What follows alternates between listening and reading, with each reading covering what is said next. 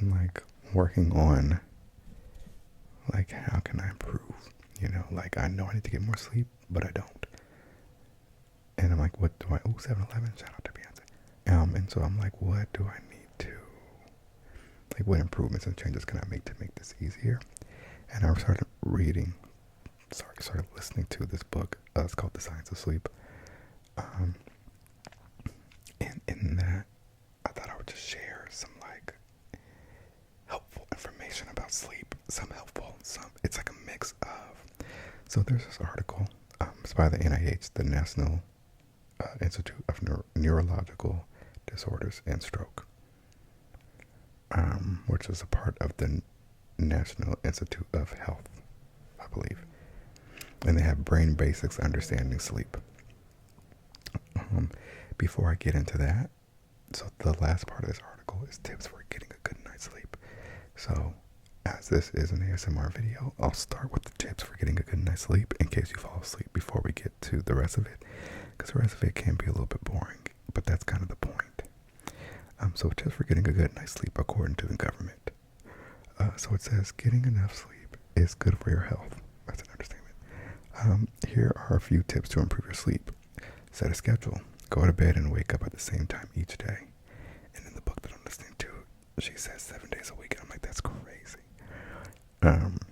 Exercise 20 to 30 minutes a day, but no later than a few hours before going to bed. So that one I need to look more into because like exercise or like going for a walk as well. So I have to look into that one. Avoid caffeine and nicotine late in the day and alcoholic drinks before bed, which is, sorry, I have to mute. I believe in freedoms, but we have to do something about the level of car noise. So yeah, the alcoholic drinks one is interesting because I know alcohol is like, it has like a sedating effect and it makes people tired, but you don't get a good night's sleep because it like interferes with your sleep cycle. And I remember when I was like right post college and I had trouble falling asleep, and I would literally just like have a glass of wine to help me go to sleep, which is wild, but and it would help me fall asleep. But like I get like it clearly didn't improve like the quality of my sleep. It would just help me fall asleep. Relax before bed. Try a warm bath, reading, or another relaxing routine. So I've been doing good with my baths. I love a good bath, but I've started taking baths in the morning now. And I kind of like that because it's like a slow launch of the day, you know? It's like, okay, I have to get out of bed, yes, but at least I get to get out of bed and go take a nice hot bath. But if I get my sleep in order, I might not need to like have that. But it's just a nice way for me to start the day, IMO.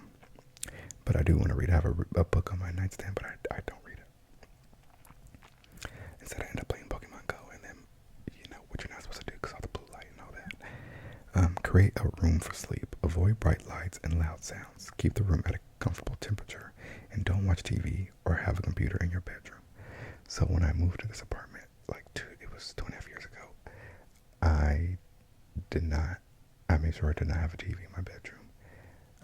Just because I wanted it to be like a space for sleep, and I feel like with the TV, like I have one like in the living room, and if I just lay there and watch TV, like I don't get like a good like purposeful sleep, if that makes sense. Like, and obviously I'm liable to stay up later if I have a TV to watch. So that one I agree with. It says keep. So I switched out the lamp that I had, and I bought a new lamp so I can put a smart bulb in it. That way I can kind of like, I can, dim it and change the colors and yada yada. Like right now it's red because I had something yesterday in the book that I was listening to that said something about red light, and before I even like researched more, I just told Alexa to make the light red. So but I'm going to start some like Alexa routines. Damn it, I just said her name, but she didn't hear me. Some routines. So like, for example, right now I have it set to like every day at sunset, the living room lights turn on. But I want to set it on like a dimmer schedule, so like every hour, or every like 30 minutes, probably every hour though. maybe every 30 minutes actually, I don't know. That's what I've been trying to look up, but like it'll get like, it'll dim a little bit more and more and more, and then until they like turn off. And then also I probably maybe will start like white noise or something at a certain time to like trigger like, okay girl, it's time to go to sleep. So yeah. So I'm really, and I used to do candles, but the problem with candles is like, not used to do, like I still like recently, but you know, you have to blow them out, so like I have to make the effort to like reach over and blow them out. So I bought a reed diffuser, reed, R-E-D. I had one of the other ones, like the actual diffusers, but I'm lazy and got tired of putting water in it, which is ridiculous. So it says, don't lie in bed awake. If you can't go to sleep, do something else like reading or listening to music until you feel tired. Okay, that's an interesting one. I didn't know that. But it did not say use your phone. So like maybe just putting on ASMR without like any visuals, aka me, girl. And lastly, it says see a doctor if you have a problem sleeping or if you feel unusually tired during the day. Most sleep disorders can be treated effectively. And this is a blurb about sleeping. So, those are some tips about making it easier to go to sleep. I'll also read about how much sleep do you need. So, your need for sleep and your sleep patterns change as you age, but this varies significantly across individuals of the same age. There is no magic number of sleep hours that work for everybody of the same age. Babies initially sleep as much as 16 to 18 hours per day, which may boost growth and development, especially of the brain. School-aged children and teens on average need about 9.5 hours of sleep per night. Most adults need 7 to 9 hours of sleep a night, but after age 60, nighttime sleep tends to be shorter, lighter, and interrupted by multiple awakenings. Older people are also more likely to take medications that interfere with sleep. In general, people are getting less sleep than they need due to longer work hours and the availability of round-the-clock entertainment and other activities. Many people feel they can catch up on missed sleep during the weekend. But depending on how sleep deprived they are, sleeping longer on the weekends may not be adequate. So really interesting fact, the book that I was listening to, or still am listening to, she talks about how like different age groups, like their like sleep patterns or like their circadian rhythm or something, it like changes based on age. And so like teenagers, she said, like they're because like I guess like the hormones and everything, just like that phase of life, like they naturally, like their tiredness kicks in much later, and then like their alertness kicks in much later. So like 11 p.m. I think they said was still like early for them to wake up. I mean, go to sleep, and like 7 a.m. was still early, something like that. Or that 11 p.m. was I don't know, it was something interesting saying like how teenagers, like they, like physiologically, or no, really biologically need to go to sleep later, and then wake up later, but they don't get to because of like the school schedule, which I know is like becoming a topic. Like I know in California, like there are state mandates that like high schools can start to a certain time. And like I think it might be 9, but it might be earlier. And I know like elementary you can start to like 8. So like at least there are things being done about it. Like I remember like we used to start school. I feel like high school started at like it was 7 something. Like looking back at it, it seems crazy. So yeah, I thought that was interesting. And now let's talk about the benefits of sleep, because I know we hear it all the time, but it still is something that needs to be reiterated. This one is from health.gov. So this says it's important to get enough sleep. Sleep helps keep your mind and body healthy. Most adults need 7 or more hours of good quality sleep on a regular schedule each night. Getting enough sleep isn't only about total hours of sleep. It's also important to get good quality sleep on a regular schedule, so you feel rested when you wake up. If you often have trouble sleeping, or if you often still feel tired after sleeping, talk with your doctor. Okay, me. How much sleep do children need? Okay, well, actually some of you have children probably, so let's talk about that. Teens need 8 to 10 hours of sleep each night. School-aged children need 9 to 12 hours of sleep each night. Preschoolers need, first of all, 9 to 12 hours of sleep is crazy. Preschoolers need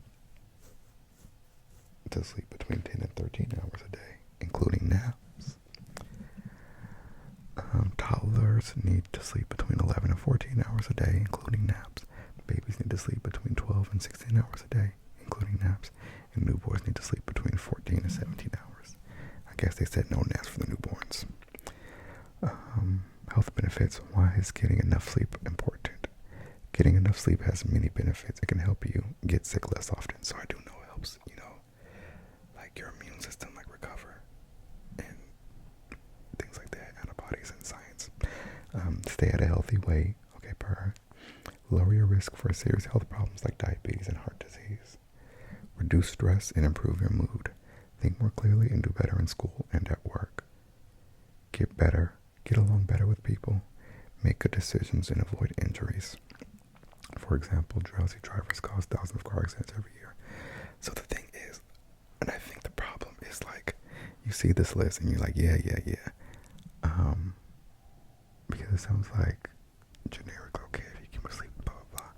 But like, when you get down to the science of it, this is all like true and explained and like laid out with like evidence. So like it literally helps you get sick less often and stay at a healthy weight and lower your risk for serious health conditions and reduce your stress and improve your mood. Like it literally helps you do all these things. It's not like, oh, it may do this and it may do that. It's like, no, there's evidence to show that this and this and this and this and this and this are helped by sleep. Okay. A sleep schedule. Does it matter when I sleep? Yes. Your body sets your biological clock according to the pattern of daylight where you live. This helps you naturally get sleepy at night and stay alert during the day. If you have to work at night, sleep during the day, you may have trouble getting enough sleep. It can also be hard to sleep when you travel to a different time zone. Trouble sleeping? Why can't I fall asleep? Many things can make it harder for you to sleep, including stress or anxiety, pain, certain health conditions like heartburn or asthma, some medicines, cough, Adderall, caffeine, alcohol, and other drugs, untreated sleep disorders like sleep apnea or insomnia. If you're having trouble sleeping, try making changes to your routine to get the sleep you need. You may want to change what you do during the day. For example, get your physical activity in the morning instead of at night. Create a comfortable sleep environment. For example, make sure your bedroom is dark and quiet. Set a bedtime routine. For example, go to bed at the same time every night. Sleep disorders. This says, how can I tell if I have a sleep disorder? The gag is, if you're listening to this, I feel like the call, it might be coming from inside the house, sisters. Sleep disorders can cause many different problems. Keep in mind that it's normal to have trouble sleeping every now and then. People with sleep disorders generally experience these problems on a regular basis. Common signs of sleep disorders include trouble falling asleep or staying asleep, still feeling tired after a good night's sleep, sleepiness during the day that makes it difficult to do everyday activities like driving or concentrating at work, frequent loud snoring, pauses in breathing or gasping while sleeping, tingling or crawling feelings in your legs or arms at night that feel better when you move or massage the area. Is that restless leg syndrome? Feeling like it's hard to move when you first wake up. If you have any of these signs, talk to a doctor or nurse. You may need testing or treatment for a sleep disorder. To learn more about sleep disorders, you can check out this guide to healthy sleep, or read about common sleep disorders. I do want to check out this guide. this one's also from the National Health Institute of the brain and stuff. Okay. Your guide to help you sleep. Oh my god, there's like a whole thing. Oh no, this one's from the National Heart, Lung, and Blood Institute. Now, what is sleep? Sleep was long considered just a block of time in your brain.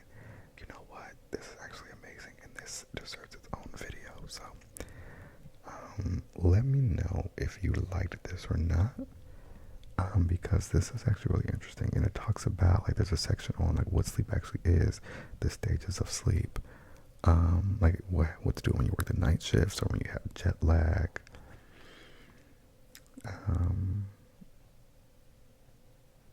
The importance of sleeping, the effects on driving, how much sleep you need, myths about sleep, what disrupts sleep. Actually, girls, I think whether you like this or not, I'm going to do it. Tips for getting a good night's sleep. Oh, this eats. Okay, I like this. So, it's 72 pages. So, speaking of sleep routines, like I said earlier, I'm going to, I think, start like having the lights and stuff start to dim on a timer. Also, I think I'm going to start having the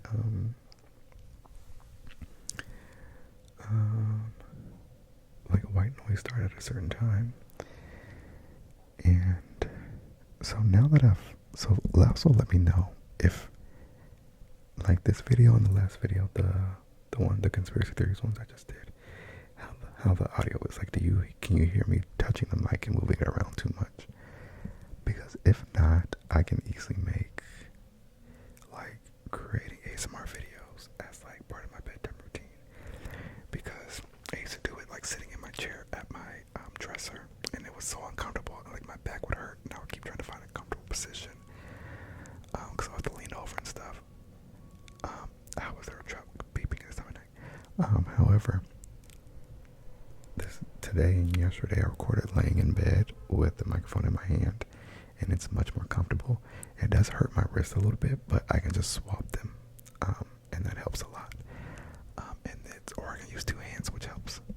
But when I do that, is that loud and annoying or no? Because if not, this could be part of my bedtime routine because it's relaxing. I'm sitting here in a nice, like in this red light, laying in bed, reading about sleep and interesting things, or just talking about nonsense like I was yesterday. And it's a really great way to wind down. So, much like we listen to ASMR when we want to go to sleep, creating ASMR is also relaxing if done in a relaxing environment. And then I'll do this part at night, and then I could do the rest of it, like the thumbnail and the editing and all that, afterwards, like the next day. Problem is, I have a deep desire and need for immediate gratification, so I usually just end up doing all that at night anyway, but we'll see. But right now it's 7:30 p.m. Okay, I'm trying my best tonight to get a good night's sleep. So 7:30, I talked to everybody to talk to today, and my phone is now in D&D. I'm gonna walk my dog, come back. I'll probably have like an ice cream cone or something. One of those little Trader Joe's, the little dairy-free Trader Joe's dairy-free. Sorry, none of you asked about this. Okay. Good night. Until next time. But please let me know if you want to hear more about sleep, and then let me know how the sound quality is from like in these videos where I'm holding the mic. Also, if you have